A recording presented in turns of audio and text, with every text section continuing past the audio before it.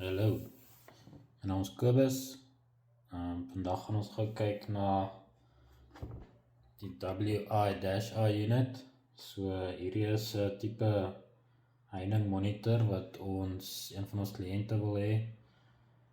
Ons het nog nie met hulle gewerk nie, so ons gaan vandag gaan kyk hoe mense hulle opstel en aan die gang kry.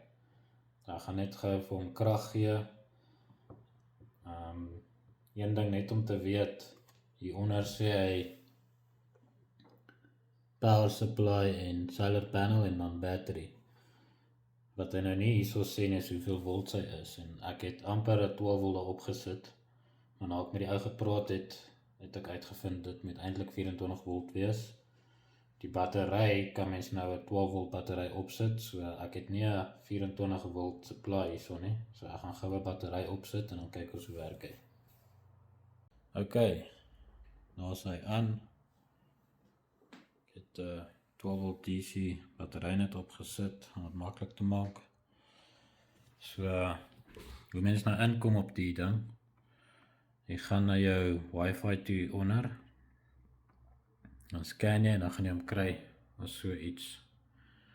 Dan connect mens op hom, hy gaan na jou passwords vra.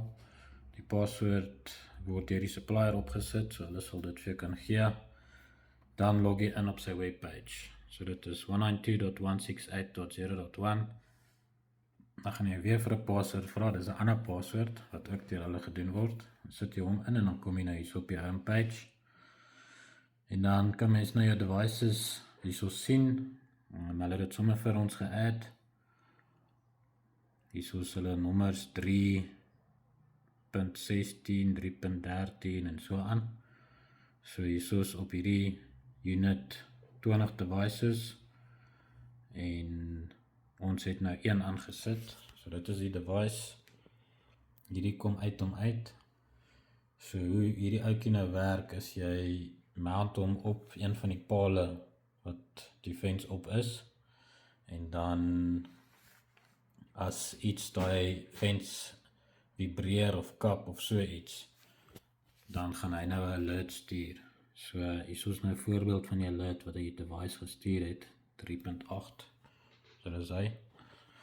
En dan so kan jy nou weet as iemand besig is daar by die heining om oor te klim of wat ook al. Die volgende stap vir ons gaan nou wees om al hierdie uitjies op 'n dokument te sit, laat ons weet wat is wat, en dan te besluit wat jy gaan waar, en dan natuurlik om die goed te gaan installeer.